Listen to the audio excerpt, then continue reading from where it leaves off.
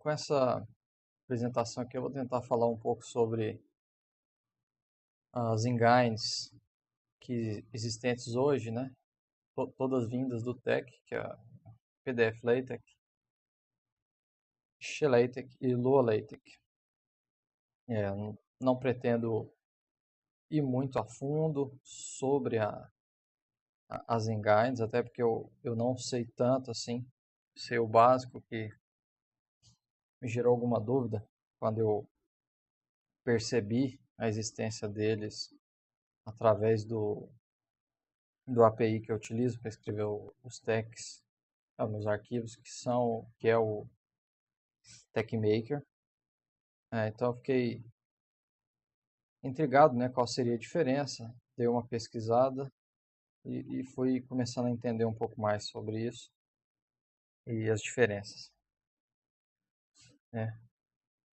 Bom, toda vez que você vai elaborar algum texto aqui pelo LaTeX, você vai ter que compilar ele e para compilar você vai ter que utilizar o que nós chamamos de engine, né? Que é esta tal da engine que a gente usa geralmente é o PDF LaTeX, por exemplo. É um pacote de funcionalidades que estão dentro desse pacote, né, estão disponibilizadas neste pacote e que tem a função em desenvolver aquilo que se propõe a realizar, né? Tem um erro aqui, consertar depois, que no caso aqui do TeX é a criação de texto. Onde é que você, por exemplo, modifica a engine quando você está no seu trabalho, né? Por exemplo, vamos aqui no TechMaker, que é o que eu utilizo. Atualmente ele tem aqui um botão de compilar. Você clicar nessa seta, ele vai te mostrar várias opções. O LaTeX, o normal, que veio do Tech, depois transformar o seu arquivo DVI para PS ou PDF LaTeX. Aí você tem Engine BibTeX, que ela é direta para você transformar o arquivo bib que contém as suas entradas de referências bibliográficas, por exemplo, diretamente para o seu texto, já fazendo as citações e tudo mais. Você tem Engine Make Index, que ela é para você fazer os índices remissivos, por exemplo, no final do texto. Né? E mais para frente você vê que a XLaTeX e LuaLaTeX. Né? Ou, se não tiver essa opção, provavelmente em ferramentas, ou até mesmo em outro API que você utiliza, vai ter aqui então as opções, né? E na época eu utilizava muito a opção F6, né? PDF LaTeX, que é o da maioria do que você vê os exemplos. Mas eu queria entender o que era isso, tentava usar e às vezes não compilava, dava erro. Então eu fui atrás para entender um pouco mais sobre quais seriam as diferenças, né? Atualmente existem 5 engines que são mais utilizadas, e algumas delas pois estão incorporadas, né, nas outras. Elas não são utilizadas diretamente, então elas reservam aí um lugar de importância, pois elas são o coração da coisa, o core, né, da situação. A primeira delas é o próprio Tech, que foi o que iniciou tudo, criado pelo GNU. Ao final de 1990, veio o ETEC, que ele é uma evolução do Tech e adicionou mais funcionalidades, né, à linguagem em si. Funcionalidades essas que são conhecidas, né, como primitivas, né? Se você for pesquisar principalmente em inglês, você vai encontrar mais informação procurando pela palavra primitive, né? São as primitivas adicionadas então ao TeX. E o ETEC, na época, não existia o PDF, né? O PDF, se eu não me engano, ele teve a sua finalização em 1993. Então, os textos naquela época, eles saíam em DVI, em PostScript. E, e essas primitivas que foram adicionadas a mais, né? O que viriam a ser as primitivas? elas são expressões dentro da linguagem que não são construídas através de outros comandos. Elas são, pela própria palavra, né, as primitivas. Algumas, para você situar, são a barra par, barra let, barra def.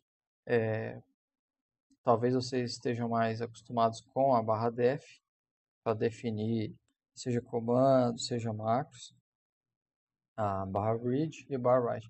Então, esse tipo de comando, ele é uma primitiva. Vários são diretamente do GNU lá atrás, mas vários também foram ali por 1990 pelas pessoas que criaram o ETEC. Então, uma evolução, além disso, depois veio o PDF-TEC ou o PDF-LaTeX, que é uma das mais utilizadas atualmente. Ele incorpora tudo que tem no ETEC e adiciona mais primitivas, né, mais funcionalidades relacionadas ao uso do PDF, que então começou a se difundir, muito utilizado.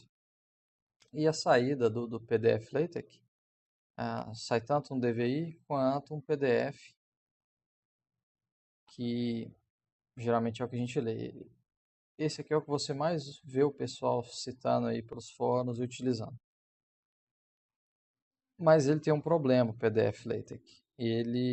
As fontes que você utiliza nele, geralmente elas têm que estar definidas internamente, né? Ou por espécies de pacotes específicos para fontes.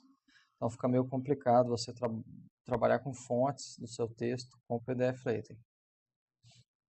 Foi então que eles criaram o XeTeX, ou XeLaTeX, que incorpora também o ETEC, pega todas as primitivas do ETEC, pega algumas primitivas do PDF-LaTeX.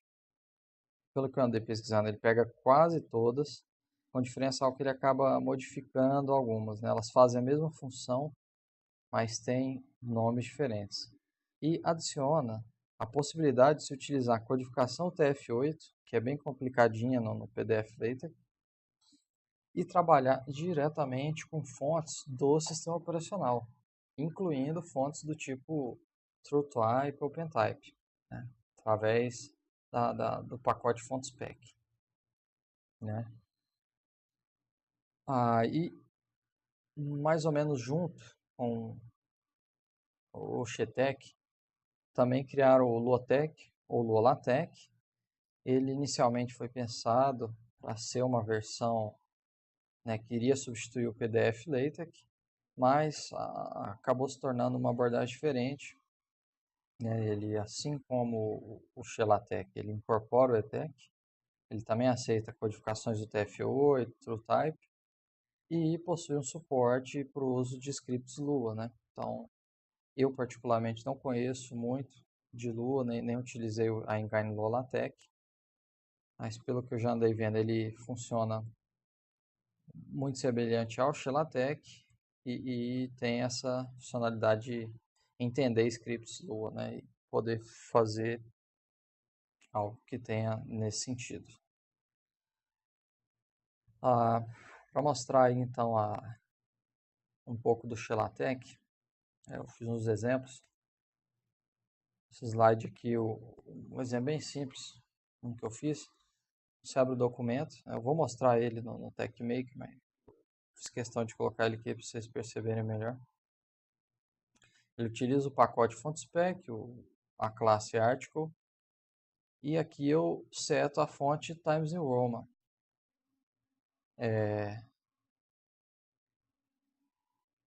Já eu vou mostrar para vocês, setando outras fontes, como ele pega direto, bem fácil do sistema operacional, né? Mas aí acaba tendo outros problemas. Se a fonte não tiver a funcionalidade de pegar acentuação, por exemplo, todos esses textos que têm acentuação, eles não vão sair muito bem. Então, deixa eu abrir aqui o exemplo 1, por exemplo. Aqueles mesmos comandos estão aqui. Então, o Times New Roman está setado aqui diretamente, né? Então, vamos ver o PDF. Tá lá, exemplo 1, nome do autor, 2018, texto compilado com XeLaTeX ou fonte Time New Roman, né? ajustar para ficar ele inteiro, isso. Bem básico. O número também Times New Roman. Agora eu vou lá e vou mudar a fonte, né? Para isso eu vou abrir o painel de controle aqui e vou pegar aqui uma fonte.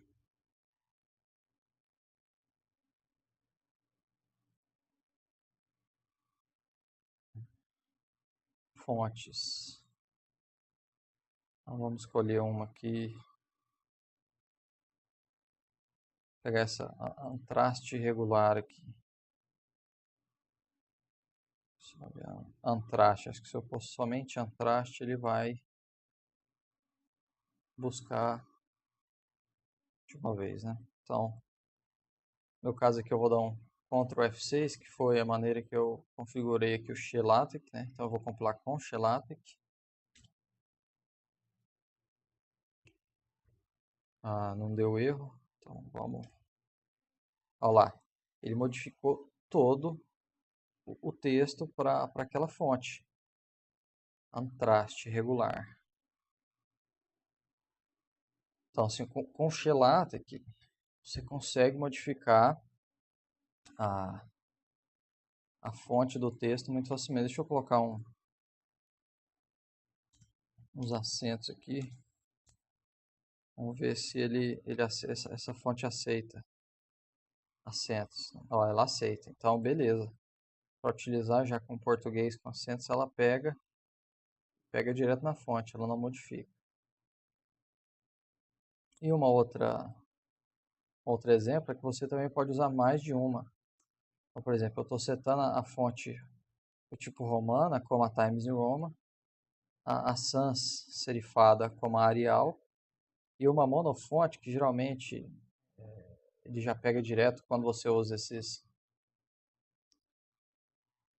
essas macros diretas tipo verbatim. Ainda coloquei ela como Courrier New, com a cor, acho que é uma cor meio azul, não lembro de cabeça, mas coloquei uma cor aqui, né? Só para dar uma diferenciada. Então, é um texto simples, né? Aqui provavelmente vai sair em Times New Roman, que seria a romana que ele pega. O do verbatim vai sair a colorida.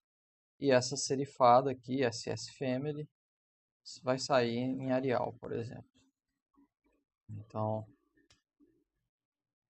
vamos dar um F7 e ver como é que ficou esse documento. Veja lá, exemplo 2. Tudo aqui em Times. A parte que está no verbatim em outra fonte e na cor azul, porque eu defini isso, né? Toda vez que for esse exemplo vai sair em cor azul. E ali em serif em outra já. Então você pode ficar fazendo já direto isso, não se preocupar, né? Define como você quer as coisas. Define às vezes até para toda vez que você colocar uma cotação, um quote, ele já muda a fonte, já coloca em serifada ou não. Isso vai depender muito do trabalho que você está usando. E você poderia pensar assim, então, eu deveria então às vezes parar de usar o PDF LaTeX direto para o XLaTeX, pode ser uma opção, né? Isso vai depender muito do que você está fazendo. Dependendo, vamos supor que você esteja digitando aí um artigo científico e que você tem que mandar para revisores, né? Muito provavelmente eles já vão pedir que você utilize uma classe específica, uma classe deles, e escreva o mais simples possível. Provavelmente eles vão utilizar o PDF LaTeX nesse caso.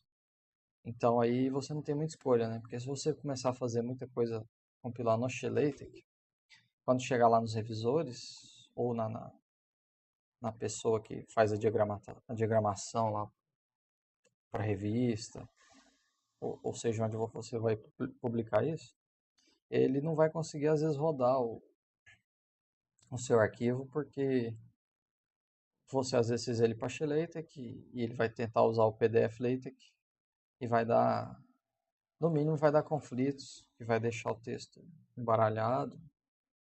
alguns problemas e isso pode ser uma situação ruim, né? Agora, se você não depende disso e você vai fazer isso por conta própria, então seria melhor você utilizar o Chelator, já que ele te dá mais tranquilidade para utilizar fontes e tudo. E claro, utilizar aí uma classe que realmente vai te auxiliar tudo aquilo que você pretende. Bom, vou ficar por aí então com essa, né? Espero que tenha ajudado aí vocês um pouco com essa questão das engines utilizadas e, e ajudado a escolher alguma aí. Eu, pelo menos particularmente, prefiro a Chelator.